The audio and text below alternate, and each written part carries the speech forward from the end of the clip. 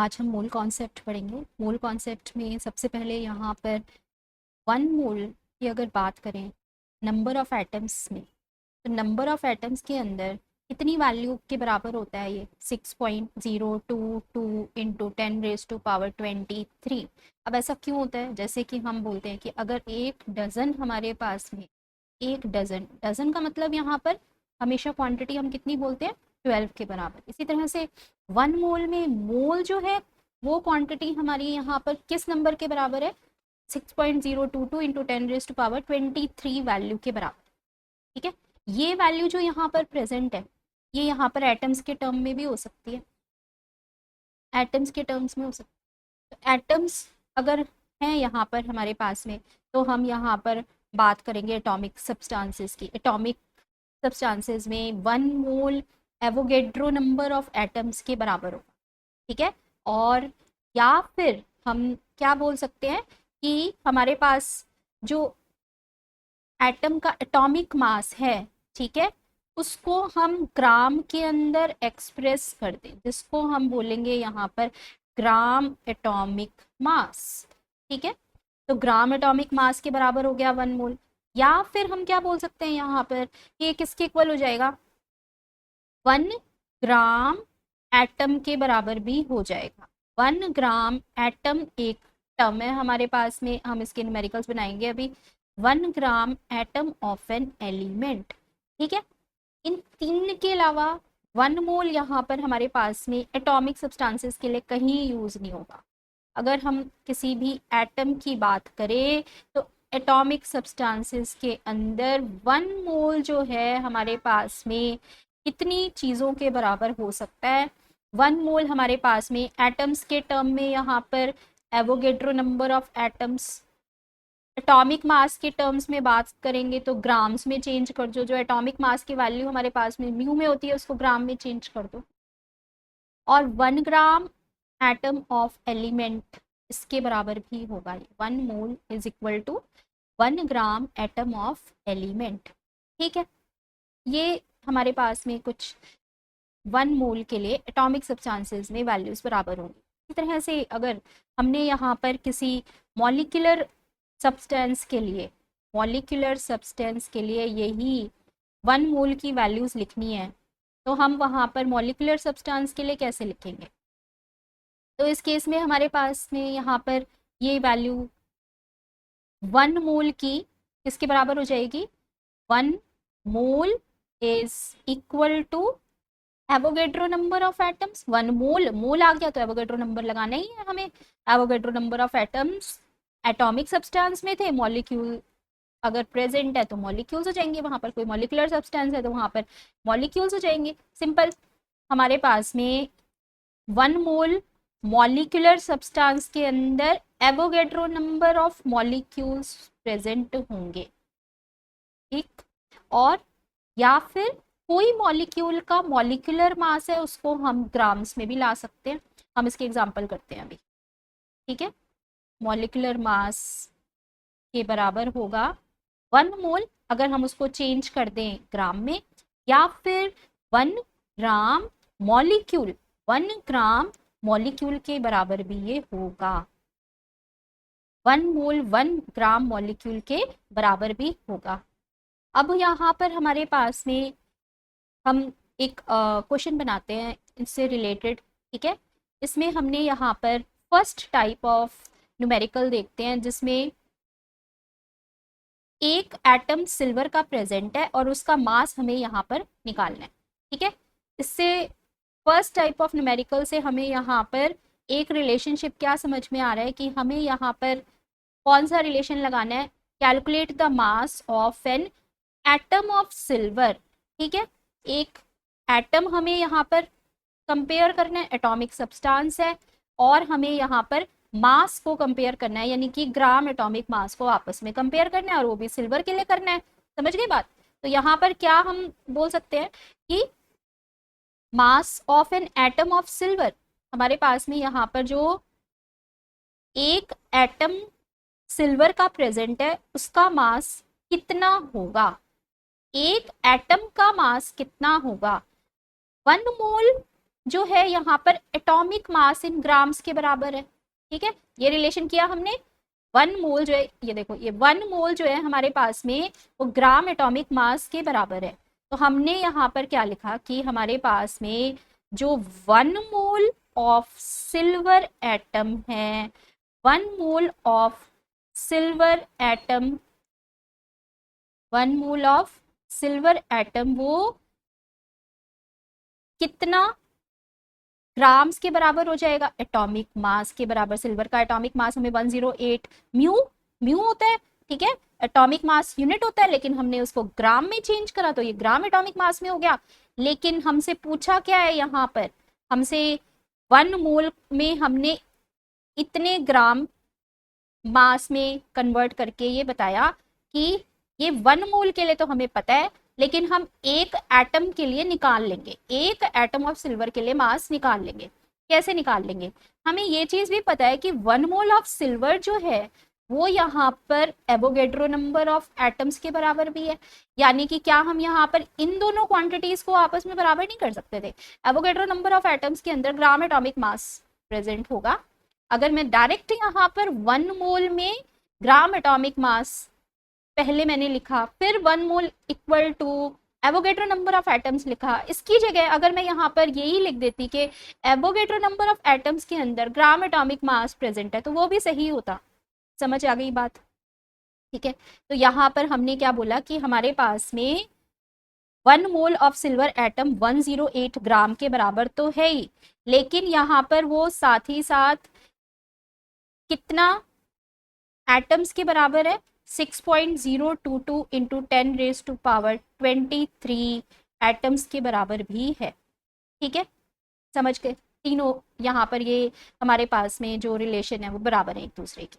तो क्या हम अभी यहाँ पर एक चीज बोल सकते हैं कि अगर एक एटम का मास हमें यहाँ पर निकालना है तो हम कैसे निकालेंगे? ये हमें यहाँ पर दो चीजें पता हैं, इतने atoms, Avogadro number of atoms में तो 108 ग्राम मास है भाई, तो हमारे पास में 1 एटम का मास कितना होगा?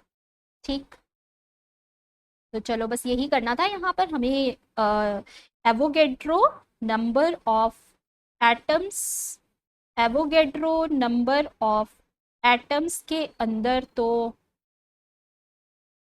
कितना यहाँ पर मास प्रेजेंट है? 108 ग्राम। ठीक है, इतने एटम्स में 108 ग्राम प्रेजेंट है। निकालना किसका है? 1 एटम का।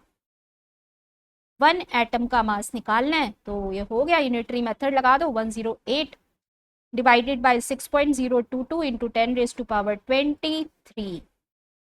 अब यहाँ पर ये वैल्यू आ रही है हमारे पास में सॉल्व करके 1.793 इंटू 10⁻22 ग्राम। समझ गए? हमें समझनी क्या थी बात यहाँ पर कि आपस में इनको इक्वल कैसे रखना है।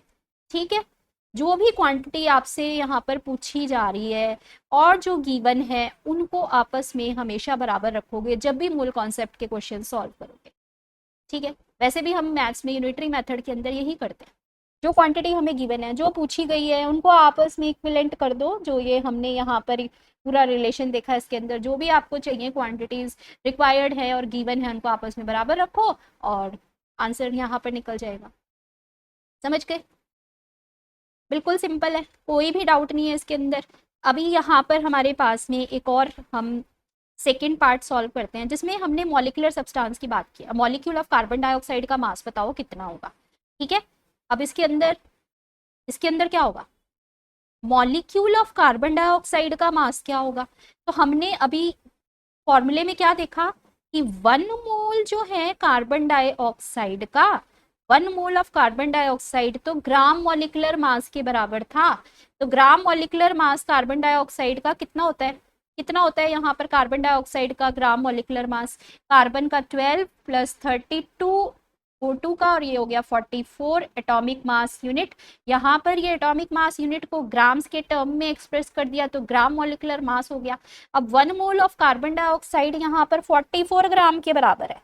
ठीक है, तो क्या हम यहाँ पर एक चीज बोल सकते हैं कि हमारे पास में अगर 1 मोल 44 ग्राम के बराबर है तो एक और हमें रिलेशन भी पता है, यहाँ पर 1 मोल यहाँ पर हमारे पास में एवोगेड्रो नंबर ऑफ मॉलिक्यूल्स के बराबर भी होगा।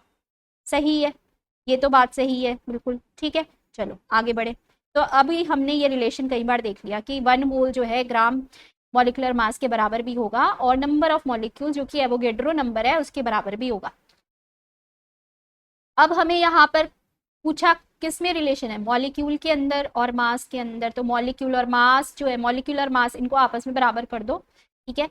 अगर एवोगेड्रो नंबर ऑफ मॉलिक्यूल्स जो है उसका मास कार्बन डाइऑक्साइड के लिए 44 ग्राम होता है, ठीक है। हमने क्या बताना है यहाँ पर भाई, ये वाला हमें सिंपल सा एक यूनिटरी मेथड लगाना है कि Avogadro number of molecules of carbon dioxide, ठीक है। इतने मॉलिक्यूल्स ऑफ कार्बन डाइऑक्साइड के अंदर जो कि एवोगेड्रो नंबर ऑफ मॉलिक्यूल्स हैं, क्योंकि ये 1 मोल के अंदर होते हैं, तो Avogadro number of molecules of carbon dioxide के अंदर हमारे पास में यहाँ पर इसका जो मास है वो कितना होगा, यहाँ पर 44 ग्राम। अगर 1 मॉलिक्यूल की बात करेंगे तो हमारे पास में 1 मॉलिक्यूल के लिए, 1 मॉलिक्यूल ऑफ CO2 के लिए मास कितना हो जाएगा, 44 डिवाइडेड बाय 6.022 इंटू 10⁻23, ठीक। तो अभी हमारे पास में इसको सॉल्व करके जो आती है वैल्यू, ठीक है, ये हमारे पास में आएगी 7.307 इंटू 10⁻⁻23 ग्राम, ठीक है। ये हमारे पास में यहाँ पर वैल्यू आई -23 ग्राम। ये हमने सॉल्व कर लिया। तो कैलकुलेशन तो आप कर लोगे, लेकिन बात क्या है हमारे पास में यहाँ पर कि इसको हमें आपस में इक्विवेलेंट कैसे रखना है। क्या हमने यहाँ पर फॉर्मूले को बार बार यूज करके मोल कॉन्सेप्ट के क्वेश्चंस बना रहे हैं, ठीक है। तो मोल कॉन्सेप्ट के क्वेश्चन जो है हम सिर्फ इतना ही कॉन्सेप्ट यहाँ पर लगा रहे हैं, मॉलिकुलर सब्सटेंस के लिए और एटॉमिक सब्सटेंस के लिए हमने इतना ही कॉन्सेप्ट लगाया और ये क्वेश्चन हमने आराम से बना लिया, ठीक है।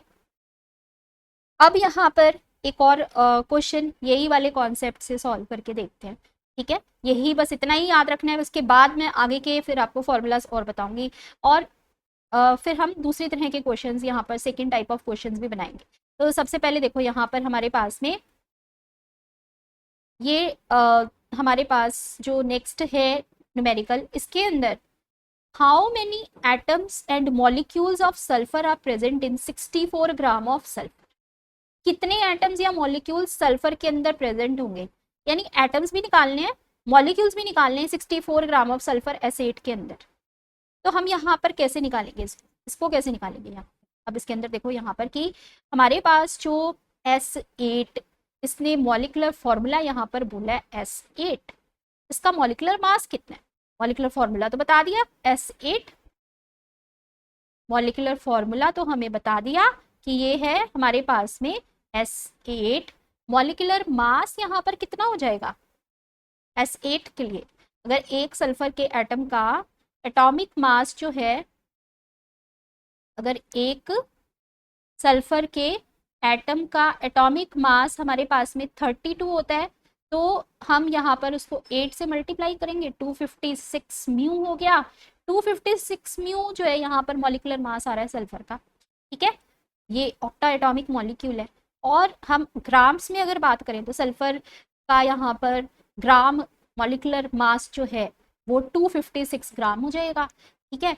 वही कॉन्सेप्ट हमने यहाँ पर फिर से लगाया कि 1 mole of sulphur molecule, 1 mole of sulphur molecule जो है वो हमारे पास में 256 ग्राम के इक्वल है, या हम इसको क्या बोल सकते हैं, एवोगेड्रो नंबर के बराबर होगा।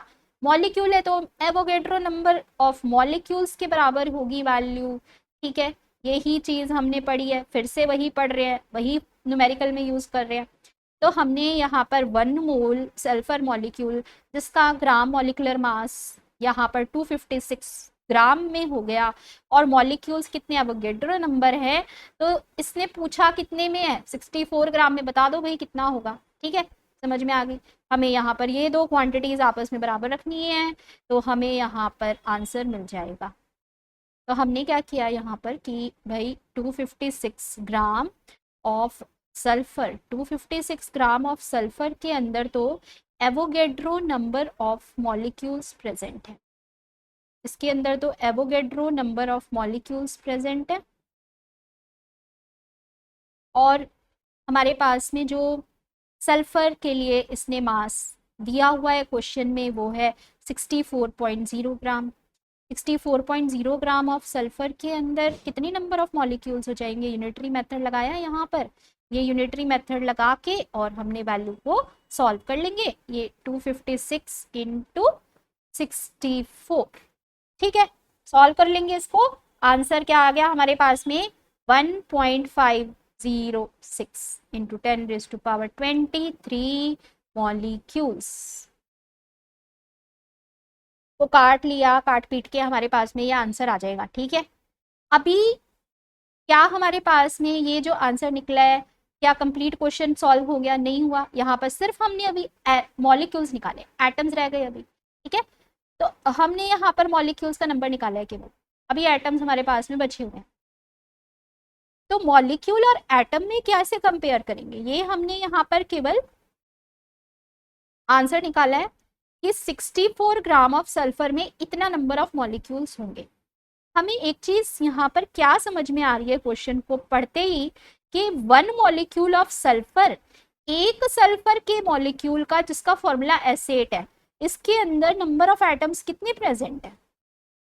8 एटम्स प्रेजेंट है यहाँ पर सल्फर के, 8 एटम्स ऑफ सल्फर प्रेजेंट हैं, ठीक है। अगर हम यहाँ पर जितने मॉलिक्यूल्स हमने 64 ग्राम ऑफ सल्फर में निकाले, ठीक है, इतने मॉलिक्यूल के अंदर नंबर ऑफ एटम्स निकालेंगे यूनिटरी मेथड लगा के, तो बताओ कितनी होगी वैल्यू। तो हमने यहाँ पर 1.506 इंटू 10⁻23 मॉलिक्यूल्स ऑफ सल्फर, इतने मॉलिक्यूल्स ऑफ सल्फर में एटम्स कितने हो जाएंगे? 1 मॉलिक्यूल ऑफ सल्फर में 8 एटम्स ऑफ सल्फर है, ये 8 एटम्स ऑफ सल्फर है एक मॉलिक्यूल के अंदर। भाई एक मॉलिक्यूल सल्फर का अगर हम लेते हैं तो उसके अंदर 8 एटम्स प्रेजेंट होते हैं। हमें यहाँ पर 64 ग्राम ऑफ S8 के अंदर इतने मॉलिक्यूल्स फाइंड आउट कर लिए क्वेश्चन में, तो इतने मॉलिक्यूल्स में नंबर ऑफ एटम कितने हो जाएंगे, ठीक है। तो हमने यहाँ पर क्या करा, 8/1 इंटू 1.506 इंटू 10⁻23 मॉलिक्यूल्स, ठीक है, समझ में आ गई बात। तो ये हमारे पास में यहाँ पर एटम्स की वैल्यू आ जाएगी। ये क्या आ गया हमारे पास में, इतने नंबर ऑफ एटम्स आ जाएंगे। मल्टीप्लाई करो यहाँ पर, ये मल्टीप्लाई करके वैल्यू आ रही है 1.2048, ठीक है, 1.2048 इंटू 10⁻24 एटम्स। मैं कहीं भी कैलकुलेशन नहीं कर रही हूँ, कैलकुलेशन अपने से कर लेना। यहाँ पर हमने मेथड सीखा, फॉर्मूला कैसे लगाना है, यूनिटरी मेथड कैसे लगाना है, मोल कॉन्सेप्ट के क्वेश्चन कैसे बनाने हैं, ठीक है। तो हम यहाँ पर 1 मॉलिक्यूल ऑफ सल्फर में 8 एटम्स ऑफ सल्फर प्रेजेंट है, इतने मॉलिक्यूल्स जो कि हमारे निकले 64 ग्राम ऑफ S8 में 1.506 इंटू 10⁻23, इतने मॉलिक्यूल्स ऑफ सल्फर के अंदर एटम्स कितने हो जाएंगे, यूनिटरी मेथड लगाया और ये हमारे पास में यहाँ पर नंबर ऑफ एटम्स की वैल्यू आ गई। तो ये था हमारे पास में एक सेकेंड टाइप ऑफ न्यूमेरिकल जो कि एटम्स और मॉलिक्यूल से ही रिलेटेड था। सेम कॉन्सेप्ट लगाया है हमने वहां पर, वही एक लाइन का इक्वेशन लगा के, ठीक है।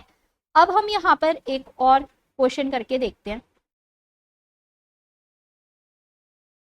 ये देखो, ये क्वेश्चन है हमारे पास में, calculate the number of atoms of constituent elements in 53 gram of Na2CO3। अब इसको कैसे करेंगे, ये हमारे पास में यहाँ पर एक और न्यूमेरिकल है, इसमें भी सेम यहाँ पर मोल कॉन्सेप्ट लगेगा, लेकिन थोड़ा सा क्वेश्चन को यहाँ पर कॉम्प्लेक्स बनाया हुआ है, ठीक है कुछ भी नहीं है क्वेश्चन में, लेकिन कैसे यहाँ पर आप इस क्वेश्चन को सॉल्व करोगे। तो देखो यहाँ पर थोड़ा सा सिंपल से कॉम्प्लेक्स क्वेश्चन पर पहुंचे हैं, बस इतना ही फर्क है, सेम वही चीज लग रही है यहाँ पर भी। तो 1 मोल ऑफ Na2CO3 की अगर हम बात करें ठीक है, क्योंकि यहाँ पर सोडियम कार्बोनेट की बात कर रहा है। तो अगर 1 मोल की हम बात करें यहाँ पर, 1 मोल ऑफ Na2CO3 जो है उसका यहाँ पर मॉलिक्यूलर मास कितना हो जाएगा। ठीक है, अगर आयनिक सब्सटेंसेस होते हैं तो उसमें हम ग्राम फॉर्मूला मास के टर्म्स में बात करते हैं, मॉलिक्यूल होता है तो ग्राम मॉलिक्यूलर मास के टर्म्स में बात करते हैं। अगर हमारे पास में कोई एटम होता है तो एटॉमिक मास के टर्म्स में बात करते हैं, क्योंकि आपको पता है ये एक आयनिक कंपाउंड है। तो यहाँ पर इसको हम बोल देते हैं बस gram formula mass, gram formula mass in case of ionic compound. एक आयनिक कंपाउंड के केस में है वही, यहाँ पर इसका हमने मॉलिक्यूलर मास ही निकालना है, लेकिन एक आयनिक कंपाउंड के केस में इसका नाम हम ग्राम फॉर्मूला मास बताते हैं। Gram formula mass of Na2CO3 के बराबर 1 मोल होगा और इसकी वैल्यू यहाँ पर कितनी हो जाएगी। तो यहाँ पर हमने 2 × 23 एक एटम का मास हो गया, ठीक है, सोडियम का, और कार्बन के एक एटम का 12 प्लस ऑक्सीजन के एक एटम का 16 × 3, ठीक है, ये हो जाएगा हमारे पास में अभी यहाँ पर 106 ग्राम, 106 ग्राम। ठीक है, अब हमारे पास यहाँ पर क्या हम ये बोल सकते हैं कि 1 मोल ऑफ Na2CO3 तो 106 ग्राम के बराबर हो गया। बोल सकते हैं, बिल्कुल बोल सकते हैं, हमने ये बात पढ़ ली अच्छे से। ठीक है, इस बात को हमने समझ लिया अच्छे से। तो अभी हमारे पास में यहाँ पर अगर इसने यहाँ पर 53 ग्राम की बात करी है और 53 ग्राम ऑफ Na2CO3 को अगर हम मोल्स के टर्म में कन्वर्ट करें, ठीक है, क्योंकि आसान होगा हमें मोल्स के टर्म में नंबर ऑफ एटम्स को कैलकुलेट करना, थोड़ी सी वैल्यू हमारे पास में जो है वो इजी हो जाएंगी निकालनी। ठीक है, निकल तो ऐसे भी जाएगा, लेकिन हम क्या करेंगे यहाँ पर, हम इसको मोल्स में वैल्यू को कन्वर्ट करेंगे, जो ये 53 ग्राम की वैल्यू है। कैसे कन्वर्ट करेंगे और क्यों कन्वर्ट करेंगे, देखो, तो 53 ग्राम ऑफ Na2CO3 ये जो है हमारे पास में यहाँ पर 53 ग्राम ऑफ Na2CO3 ये यहाँ पर कितना नंबर ऑफ मोल्स के बराबर होगा, कितना नंबर ऑफ मोल्स के बराबर होगा, क्योंकि हमने यहाँ पर ये चीज देखी थी कि 106 ग्राम ऑफ Na2CO3 तो भाई होता है 1 मोल के बराबर। तो हमारे पास में 53 ग्राम ऑफ Na2CO3 किसके बराबर हो जाएगा, 1/53 इन 1/106 1/106 इंटू 53। ठीक है, तो ये आ गई हमारे पास में, पूरा कट रहा है 0.5 मोल, 0.5 मोल के बराबर आ गई वैल्यू। ठीक है, मोल कॉन्सेप्ट लगाया यहाँ पर भी कि 106 ग्राम ऑफ Na2CO3 है 1 मोल के बराबर, तो 53 ग्राम ऑफ Na2CO3 कितने के बराबर हो जाएगा, 1/106 इंटू 53, 0.5 मोल के बराबर हो जाएगी यहाँ पर वैल्यू, 0.5 मोल ऑफ Na2CO3 के बराबर हो जाएगी। बस इतना, ये जो हमने यहाँ पर मोल की वैल्यू निकाली है सबसे इंपॉर्टेंट पॉइंट है यहाँ पर। उसके बाद क्वेश्चन बहुत आसान है करना, क्योंकि हमने यहाँ पर इसको मोल में इसलिए कन्वर्ट किया ताकि हमारी कैलकुलेशन आसान हो जाए। कैसे हो जाए वो अभी देखो, क्यों कराए हमने कन्वर्ट और कैसे आसान हो गई ये अभी समझो। कि हमारे पास में अगर 1 मोल ऑफ Na2CO3 हम लें तो इसके कॉन्स्टिट्यूएंट जो एटम्स हैं वो कौन से हैं, सोडियम है, कार्बन है, ऑक्सीजन है। ठीक है, अब इसके अंदर जो सोडियम है इसके नंबर ऑफ मोल्स Na2CO3 के 1 मोल में सोडियम के नंबर ऑफ मोल्स कितने प्रेजेंट है, सोडियम आयन की फॉर्म में प्रेजेंट है यहाँ पर Na प्लस के कितने नंबर ऑफ मोल्स यहाँ पर 1 मोल ऑफ Na2CO3 में प्रेजेंट है। बात समझ में आ रही है, हम क्या बात कर रहे हैं यहाँ पर, 1 मोल ऑफ Na2CO3 कंटेन्स इसमें सोडियम आयन कितना प्रेजेंट है, 2 moles of sodium ion, 2 moles of sodium ion हमारे पास में यहाँ पर प्रेजेंट है। भाई यहाँ पर जब हम इसको डिसोशिएट करेंगे Na2CO3 को, तो जब ये टूटेगा Na2CO3 डिसोशिएट होगा वाटर के अंदर जाके एक सॉल्यूशन में, तो हम यहाँ पर क्या लिखेंगे, 2Na प्लस लिखेंगे ना। 2Na प्लस में यहाँ पर डिसोशिएट हो रहा है कि नहीं हो रहा है, ठीक है, तो ये हमारे पास में यहाँ पर 2Na प्लस में यानी कि 2 मोल्स ऑफ Na प्लस में प्रेजेंट है। और क्या हम यहाँ पर ये चीज भी लिख सकते हैं 2 मोल्स ऑफ सोडियम आयन के फॉर्म में प्रेजेंट है, या फिर ये हमारे पास में यहाँ पर 2 इंटू एटम्स के टर्म में या आयंस के टर्म में या मॉलिक्यूल्स के टर्म में एवोगेड्रो वैल्यू के इक्वल हो जाएगा 2.6022 इंटू 10⁻23 सोडियम आयंस। बात समझ में आई? 1 मोल ऑफ Na2CO3 के अंदर यहाँ पर कितने moles of sodium ion present है? 2 moles of sodium ion present है। 2 मोल्स ऑफ सोडियम आयन का मतलब है 1 मोल का वैल्यू हमेशा एवोगेड्रो नंबर के इक्वल होता है, तो 2 मोल्स का 2 into Avogadro number of ions के बराबर हो गया सोडियम के लिए, Na+ आयंस के लिए। तो इसी वजह से हमने यहाँ पर इसको मोल में कन्वर्ट किया। अगर हम इसे मास में कन्वर्ट करते हैं हमारी कैलकुलेशन यहाँ पर बहुत ज्यादा बढ़ जाती। ठीक है, तो कैलकुलेशन को आसान करने के लिए हमने यहाँ पर ये सिंप्लीफाई करने के लिए इसको मोल में कन्वर्ट किया है। अभी इसी तरह से क्या हम कार्बन के और ऑक्सीजन के भी जो हमारे पास में एटम्स प्रेजेंट होंगे उनके लिए वैल्यू निकाल सकते हैं? बिल्कुल निकाल सकते हैं। देखो कैसे निकालेंगे। 1 mole of Na2CO3, 1 mole of Na2CO3 contains, उसमें कितना सोडियम आयन हमने कर लिया। कार्बन का एटम हमारे पास में कितना प्रेजेंट है? 1 मोल ऑफ कार्बन एटम उसमें प्रेजेंट है। ठीक है, 1 मोल ऑफ कार्बन एटम, जैसे ही 1 मोल आया हमारा दिमाग ठनका और हमने बोला कि भाई ये तो एवोगेड्रो नंबर के बराबर वैल्यू है, एवोगेड्रो नंबर के बराबर वैल्यू है यहाँ पर। और एवोगेड्रो नंबर वैल्यू सिर्फ मोल को रिप्रेजेंट करती है। अगर हमें उसके अंदर एटम्स पूछे तो वो एटम के बराबर हो जाएगी। ठीक है, तो यहाँ पर हमारे पास में इतने नंबर ऑफ एटम्स के बराबर यहाँ पर वैल्यू हो जाएगी, इतने नंबर ऑफ एटम्स के बराबर ये वैल्यू हो जाएगी। लेकिन एक चीज हम यहाँ पर क्या देखो, क्वेश्चन में आपको पूछा कितने में था? 53 ग्राम ऑफ Na2CO3 के लिए, यानी 0.5 मोल के लिए हमें ये सारी वैल्यूज को कन्वर्ट करना है। फिर अभी हम यहाँ पर ये जो वैल्यूज है 0.5 मोल ऑफ Na2CO3 के लिए कन्वर्ट करते चलेंगे।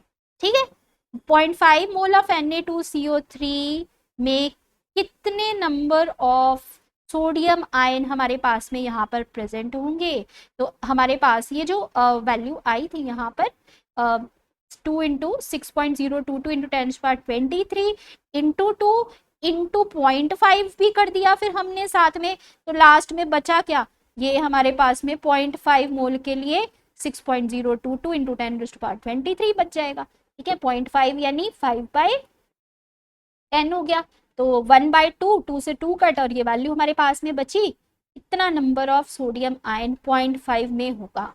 इसी तरीके से यहाँ पर ये भी 0.5 के अंदर कैलकुलेट कर लोगे वैल्यू। 0.5 मोल ऑफ Na2CO3, इसके अंदर 0.5 मोल ऑफ Na2CO3 के अंदर हमारे पास में नंबर ऑफ कार्बन एटम जो प्रेजेंट हैं वो कितने होंगे? ठीक है, 1 मोल ऑफ Na2CO3 के अंदर इतने थे, 0.5 मोल में कितने हो जाएंगे? ये इसकी हाफ वैल्यू हो जाएगी। 0.5 से मल्टीप्लाई कर दिया 3.0, हाफ कर दो इसका 2 से डिवाइड करके, 0.5 है ना, 0.5 से मल्टीप्लाई कर दो यानी कि 5/10, 1/2, 2 से डिवाइड करा 3.01, 1 into 10⁻23 number of carbon atoms. समझ गए? बहुत आसान था, बहुत आराम से कर लिया क्वेश्चन। क्यों कन्वर्ट करा यहाँ पर मोल में, वो समझ में आ गई बात। ठीक है, तो यहाँ पर 1 मोल ऑफ Na2CO3 के अंदर ऑक्सीजन जो प्रेजेंट है, ठीक है, कंटेन्स ऑक्सीजन एटम। कितना नंबर मोल्स ऑफ, पहले हम मोल्स देखेंगे यहाँ पर कितने मोल्स ऑफ ऑक्सीजन एटम इसमें प्रेजेंट है। कितने मोल्स ऑफ ऑक्सीजन एटम हमारे पास में प्रेजेंट है? 3 है, तो हमने इसको बोला कि 3 मोल्स प्रेजेंट हैं, और मोल का मतलब होता है 6.022 इंटू 10⁻23, तो 3 इंटू 6.022 इंटू 10⁻23, ये वैल्यू हो गई हमारे पास में यहाँ पर ऑक्सीजन एटम्स के लिए। ठीक है, 0.5 मोल के लिए हम यहाँ पर कैलकुलेट कर लेंगे। तो 0.5 मोल के लिए हमारे पास में वैल्यू कितनी हो जाएगी? 0.5 मोल ऑफ Na2CO3 कंटेन्स, यहाँ पर इतने में कितनी वैल्यू हो जाएगी? ठीक है, तो हम यहाँ पर 3 इंटू 6.022 इंटू 10⁻23 इंटू 0.5, तो ये जो है हमारे पास में यहाँ पर 2 से डिवाइड करेंगे तो ये 3.011 इंटू 10⁻23 और 3 से फिर मल्टीप्लाई कर रहे हैं तो ये हो गया यहाँ पर 9.033 इंटू 10⁻23 ऑक्सीजन एटम्स। क्लियर? ये क्वेश्चन था हमारा, यहाँ पर मोल कॉन्सेप्ट से रिलेटेड था। मोल कॉन्सेप्ट में अगर हमें 1 मोल के लिए ही नंबर ऑफ एटम्स को कैलकुलेट करना है तो हम यहाँ पर कैसे कैलकुलेट करेंगे? ठीक है, और मॉलिक्यूल्स और एटम्स को साथ में ही देख लिया हमने। अभी यहाँ पर थोड़ा सा मोल कॉन्सेप्ट जो हमने यहाँ पर स्टार्ट किया था टॉपिक, उसी की तरफ वापस चलते हैं। तो ये मोल कॉन्सेप्ट में कुछ और चीज़ें देखो जो हमें यहाँ पर काम आएंगी आगे न्यूमेरिकल सॉल्व करने के लिए।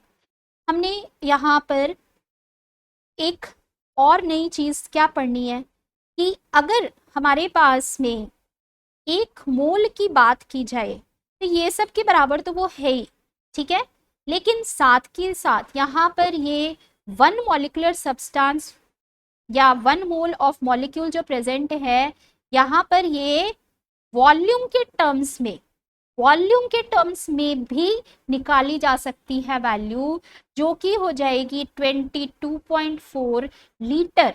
22.4 लीटर ऑफ एसटीपी। इतने लीटर ऑफ एसटीपी अगर हमारे पास में वहां पर गैसियस मॉलिक्यूल प्रेजेंट है, ठीक है, अगर हमारे पास में वहां पर जो मॉलिक्यूल है वो गैसियस मॉलिक्यूल प्रेजेंट है। तो अब हम यहाँ पर इससे रिलेटेड न्यूमेरिकल सॉल्व करेंगे। देखो, इससे रिलेटेड एक न्यूमेरिकल सॉल्व करते हैं। यहाँ पर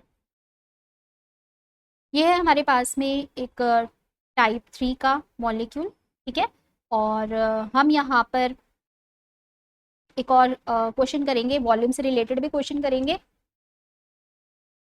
ये वाला क्वेश्चन करते हैं, calculate the volume at STP occupied by 14 gram of N2। ठीक है, कैसे करेंगे ये क्वेश्चन, यहाँ पर कैसे बनाएंगे? तो सबसे पहले यहाँ पर देखो कि हमारे पास में अगर हमें यहाँ पर 14 ग्राम ऑफ N2 के लिए वॉल्यूम कितना ऑक्युपाई किया है मॉलिक्यूल ने, उसकी वैल्यू को निकालना है। तो हमने यहाँ पर देखा कि एक मॉलिक्यूल जो प्रेजेंट था, एक molecule 1 mole of nitrogen, 1 mole of nitrogen, क्या हम उसको ग्राम में लेके नहीं आएंगे? 1 मोल ऑफ नाइट्रोजन जो है हमारे पास में, क्योंकि गिवन मास क्वेश्चन के अंदर दिया हुआ है तो हमारे को भी यहाँ पर मास ही चाहिए, तो 1 मोल ऑफ नाइट्रोजन को हम मास में कन्वर्ट करेंगे कि नहीं करेंगे? ठीक है, तो 1 मोल ऑफ नाइट्रोजन 28 ग्राम के बराबर है। और हमने अभी पढ़ा कि 1 मोल यहाँ पर मॉलिक्यूल का एसटीपी पर 22.4 लीटर ऑफ वॉल्यूम भी ऑक्युपाई करता है। ठीक है, 22.4 लीटर एट एसटीपी, ये वॉल्यूम भी यहाँ पर ये ऑक्युपाई करता है। तो अगर इतना वॉल्यूम ये ऑक्युपाई करता है, 1 मोल ऑफ नाइट्रोजन 28 ग्राम के बराबर है, 22.4 लीटर एट एसटीपी के बराबर है, तो हमारे पास में यहाँ पर 14 ग्राम 28 ग्राम ऑफ नाइट्रोजन ने वॉल्यूम ऑक्युपाई किया है 22.4 लीटर एट एसटीपी। तो 14 ग्राम जो है यहाँ पर कितना वॉल्यूम ऑक्युपाई करेगा? हाँ, हो रहा है सीधा सीधा, यूनिटरी मेथड लग रहा है। तो ये हमारे पास में 11.2 लीटर जो है एसटीपी पर हो जाएगी वैल्यू। ठीक है, सिंपल। ये तो एसटीपी पे हमने वॉल्यूम निकाला ग्राम्स के टर्म में। ठीक है, मोल्स के टर्म में क्या हो जाएगी value? 1.5 moles of carbon dioxide के लिए वैल्यू क्या हो जाएगी? ये हमने फर्स्ट पार्ट कर लिया इसका। सेकेंड पार्ट में 1 मोल की अगर बात करें तो 1 mole of carbon dioxide STP पर कितना वॉल्यूम ऑक्युपाई करता है? 22.4 लीटर। सीधा सीधा फॉर्मूला लगाया है और कुछ भी नहीं। 4 लीटर एट एसटीपी ऑक्यूपाई करती है। कोई भी गैस अगर हमारे पास में वहां पर प्रेजेंट है मॉलिक्यूलर फॉर्म में तो वो 22.4 लीटर स्टैंडर्ड टेम्परेचर और प्रेशर पे वॉल्यूम ऑक्यूपाई करेगी। ठीक है, तो यहाँ पर 1 मोल ऑफ कार्बन डाइऑक्साइड तो इतना वॉल्यूम ऑक्यूपाई कर रहा है। और अगर हम यहाँ पर 1.5 मोल्स की बात करें तो 1.5 मोल्स ऑफ कार्बन डाइऑक्साइड जो है वो कितना वॉल्यूम ऑक्यूपाई करेगा, 22.4 इंटू 1.5। ठीक है, इतना वॉल्यूम ये ऑक्यूपाई करेगा। ये हो गया हमारे पास में यहाँ पर 33.6 लीटर एट एसटीपी। तो इतना वॉल्यूम ये हमारे पास में यहाँ पर ऑक्यूपाई कर। अब यहाँ पर हमारे पास में एक थर्ड जो है, थर्ड पार्ट को कैसे सॉल्व करेंगे, थर्ड पार्ट को कैसे सॉल्व करेंगे, यहाँ पर इतने मॉलिक्यूल्स ऑफ O2 का वॉल्यूम एसटीपी पर कितना होगा। ठीक है, 10⁻21 मॉलिक्यूल्स ऑफ O2 का जो हमारे पास वॉल्यूम है एसटीपी पर वो कितना होगा।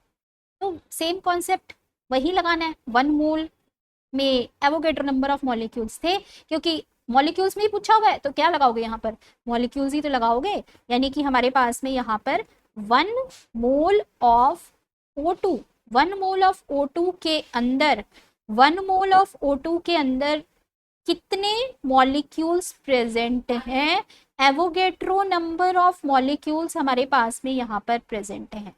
इतने एवोगेड्रो नंबर ऑफ मॉलिक्यूल्स हमारे पास में यहाँ पर प्रेजेंट है। और एसटीपी पर वॉल्यूम कितना होगा, 1 मोल है तो एवोगेड्रो नंबर के इक्वल भी होगा, और एसटीपी पर वॉल्यूम गैसियस सब्सटेंस का कितना हो जाता है, 22.4 litre at STP, 22.4 litre at STP. ठीक है, ये तो बात समझ में आ गई इतनी बात समझ में। सेम वही बात है, हमें यहाँ पर 10⁻21 मॉलिक्यूल्स ऑफ O2 के अंदर वॉल्यूम निकालना है। इतने मॉलिक्यूल्स का इतना वॉल्यूम है तो 10⁻21 मॉलिक्यूल्स का कितना हो जाएगा, यही रिलेशन हमने यहाँ पर लगा दिया बस, और आंसर आ जाएगा हमारे पास में। ठीक है ना, तो हमने यहाँ पर इतने मॉलिक्यूल्स जो प्रेजेंट हैं, Avogadro number of molecules, Avogadro number of molecules जो प्रेजेंट हैं, इसका वॉल्यूम एसटीपी पर कितना हो रहा है, इसका वॉल्यूम एसटीपी पर कितना हो रहा है, 22.4 लीटर। पूछा कितने में है, 10⁻21 मॉलिक्यूल्स में। तो इतने मॉलिक्यूल्स के अंदर कितना वॉल्यूम हो जाएगा, लगा दो यूनिटरी मेथड, कैलकुलेट कर लो वैल्यू। तो ये हमारे पास में यहाँ पर 10⁻21 से इसको मल्टीप्लाई कर दिया और वैल्यू कितनी आ जाएगी यहाँ पर, ये लीटर्स के अंदर हमारे पास में यहाँ पर वैल्यू आ जाएगी सॉल्व करके। ठीक है, तो हम 3.72 इंटू 10⁻⁻² लीटर एसटीपी पर वॉल्यूम ये ऑक्यूपाई करेगा। ठीक है, 3.72 इंटू 10⁻⁻² लीटर एट एसटीपी। तो ये था हमारे पास में एक क्वेश्चन जिसके अंदर अगर हमारे पास में कोई भी गैसियस सब्सटेंस प्रेजेंट है जो कि मॉलिक्यूलर फॉर्म में है, वो वॉल्यूम कितना ऑक्यूपाई करेगा एनटीपी या एसटीपी पर, उसकी वैल्यू कैलकुलेट करने का मेथड। अब यहाँ पर एक ये लास्ट टाइप ऑफ क्वेश्चन है जिसको हम सॉल्व करेंगे कि सिर्फ ये एक बेसिक कॉन्सेप्ट को बिल्डअप करने के लिए एनसीईआरटी का क्वेश्चन है, लेकिन बहुत अच्छा क्वेश्चन है। ठीक है, ये क्वेश्चन अगर आपको कर ले रहे हो तो आपको बहुत सारी चीजें यहाँ पर मोल कॉन्सेप्ट की क्लियर हो रही है। ठीक है, मोल कॉन्सेप्ट की बहुत सारी चीजें यहाँ पर क्लियर हो जाएंगी अगर ये क्वेश्चन आपका बन रहा है। तो देखो यहाँ पर इसको कैसे करना है। अभी हमने इसके अंदर फर्स्ट पार्ट में देखना है कि 392 ग्राम ऑफ H2SO4 के अंदर नंबर ऑफ मोल्स यहाँ पर कितने होंगे। ठीक है, तो ग्राम को किसके साथ में यहाँ पर इक्वेट किया है, नंबर ऑफ मोल्स के बराबर इक्वेट किया। ठीक है, यानी कि 1 मोल की अगर बात करें तो 1 मोल ऑफ H2SO4 का मास, ग्राम मॉलिक्यूलर मास, तो कितना हो जाता है भाई, इसका हो जाएगा 2 इंटू 1 प्लस 32 प्लस 4 इंटू 32।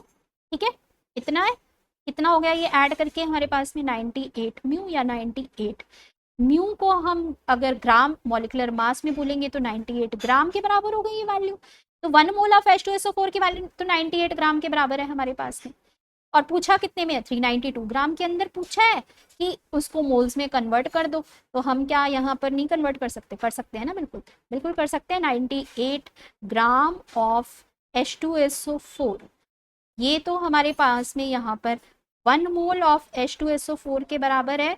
तो हमारे पास में पूछा कितने में है इसने, 392 ग्राम ऑफ H2SO4। कहने का मतलब है कि हम यहाँ पर मास को मोल में कैसे आपस में कन्वर्ट कर सकते हैं, एक दूसरे में कन्वर्ट कैसे करेंगे यहाँ पर, बस इतनी सी बात यहाँ पर हमने समझनी थी। ठीक है, तो यहाँ पर 1/98 इंटू 392, ये जो वैल्यू है यहाँ पर कितनी आ रही है, 4 मोल्स, पूरा कट जा रहा है यहाँ पर ये। ठीक है, 4 मोल्स हमारे पास में यहाँ पर H2SO4 के आ जाएंगे। अच्छा जी, नेक्स्ट, तो हमारे पास जो यहाँ पर नेक्स्ट पार्ट है, 44.8 litre of carbon dioxide eight STP. कितना आसान क्वेश्चन है, कितना आसान क्वेश्चन है। यहाँ पर 44.8 लीटर ऑफ कार्बन डाइऑक्साइड जो वॉल्यूम गिवन क्वेश्चन में है उसको मोल्स में कन्वर्ट करो। तो हमें बात क्या पता थी कि 22.4 litre of any gas, molecular gas जो कि यहाँ पर कार्बन डाइऑक्साइड अगर हम ले लें तो एसटीपी पर कितना नंबर ऑफ मोल्स के बराबर होगी, 1 मोल के बराबर होगी। तो 44.8 लीटर जो है कार्बन डाइऑक्साइड का, वो एसटीपी पे कितने मोल के बराबर हो जाएगा, 2 मोल्स के बराबर। ठीक है, 2 मोल्स ऑफ कार्बन डाइऑक्साइड के बराबर होगा कि नहीं होगा, होगा, बिल्कुल होगा। तो यहाँ पर इतने molecules of oxygen third part में नंबर ऑफ मोल्स में कन्वर्ट करने हो जाएंगे, बिल्कुल आसान है। एवोगैड्रो नंबर ऑफ मॉलिक्यूल्स जो हैं वो कितना मोल बनाते हैं, 1 मोल बनाते हैं। भाई हमने पढ़ ली ये बात तो बहुत बार, ठीक है, पढ़ ली, समझ ली, न्यूमेरिकल भी कर लिए, तो अब ये हम आराम से कर सकते हैं कि हमें यहाँ पर एवोगैड्रो नंबर ऑफ मॉलिक्यूल्स की बात करिए तो मॉलिक्यूल्स को रख दो। Molecules is equal to 1 mole of, इतने मॉलिक्यूल्स जो हैं हमारे पास में 1 मोल ऑफ ऑक्सीजन के बराबर हैं। तो पूछा किस में है, 6.022 इंटू 10⁻23 मॉलिक्यूल्स ऑफ O2 में ही पूछा था, तो ये हमारे पास में 1 मोल ऑफ O2 के बराबर ही हो गई। ठीक है, सेम ही चीज पूछ ली थी इसने। फोर्थ में 9 gram of aluminium atom, convert कर लोगे, ये कर लोगे। एल्यूमिनियम एटम का हमारे पास में जो एटॉमिक मास है वो कितना है, अब बोलो यहाँ पर एल्यूमिनियम का एटॉमिक मास कितना होता है हमारे पास, एटॉमिक मास यानी कि ग्राम एटॉमिक मास 1 मोल के बराबर भी है। तो हमने यहाँ पर बोला कि 27 ग्राम ऑफ एल्यूमिनियम जो है वो हमारे पास में 27 ग्राम ऑफ एल्यूमिनियम तो होता है 1 मोल के बराबर। पूछा किसने है, 9 ग्राम के अंदर। तो 9 ग्राम ऑफ एल्यूमिनियम जो है यहाँ पर वो कितने में हो जाएगा, मोल्स में क्या वैल्यू हो जाएगी उसकी, 1/27 इंटू 9.0, ये वैल्यू हो जाएगी हमारे पास में यहाँ पर 1.27 इंटू 9.0, कितनी हो गई ये वैल्यू, 3 से 1/3 यानी 0.33 नंबर ऑफ मोल्स। ठीक है, इतने मोल्स ऑफ एल्यूमिनियम हमारे पास में यहाँ पर ये हो रहे हैं। 1 metric ton of iron, 1 metric ton of iron का मतलब क्या होता है, ये 1 मीट्रिक टन जो है हम किसके लिए यूज करते हैं वर्ड, 10⁻³ kg। और क्योंकि हम यहाँ पर जितना भी एटॉमिक मास एटम के टर्म में लेते हैं वो ग्राम की टर्म्स में होता है, तो इसको भी ग्राम में कन्वर्ट करना पड़ेगा। तो हमने यहाँ पर ग्राम में कन्वर्ट करा, 1000 से मल्टीप्लाई कर दिया, 1000 से मल्टीप्लाई करा तो ये 10⁶ ग्राम्स के बराबर हो गया। ठीक है, अब हमें एक चीज पता है कि आयरन का जो एटॉमिक मास है 56 ग्राम। ठीक है, 56 ग्राम, 56 ग्राम जो है उसके अंदर नंबर ऑफ मोल्स कितने होंगे, 1 मोल होंगे।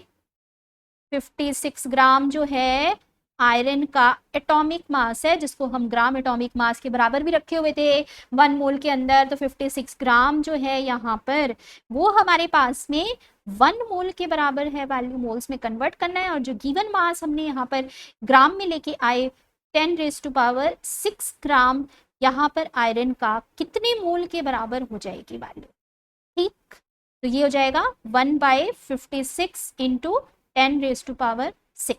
ठीक है, तो ये जो है हमारे पास में यहाँ पर 1.786 इंटू 10⁻⁴, ये आ रही है हमारे पास में यहाँ पर नंबर ऑफ मोल्स की वैल्यू।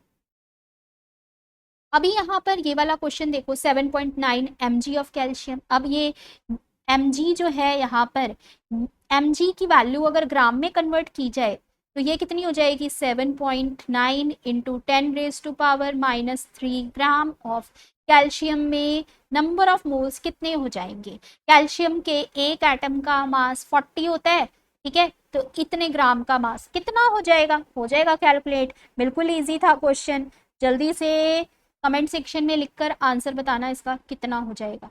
ठीक है, अपने आप से सॉल्व करना, ये बहुत आसान क्वेश्चन है। तो ये था हमारे पास में यहाँ पर क्वेश्चन, जो कि जितने भी आपके टाइप बनते हैं मोल कॉन्सेप्ट के, उससे रिलेटेड हमने यहाँ पर सारे क्वेश्चन जो हैं वो कर लिए। ठीक है, तो ये था हमारे पास यहाँ पर आज मोल कॉन्सेप्ट का टॉपिक। मोल कॉन्सेप्ट में हमने यहाँ पर सिंपल मोल के फॉर्मूलाज देखे, कैसे उनको अप्लाई करना है न्यूमेरिकल्स में, और हर तरह के हम यहाँ पर क्वेश्चन को उससे सॉल्व कर सकते हैं। आई होप ये वीडियो आपको हेल्प करेगा आपके first chapter some basic concepts of chemistry के लिए। नेक्स्ट वीडियो में फिर से मिलेंगे आपसे, तब तक के लिए बाय।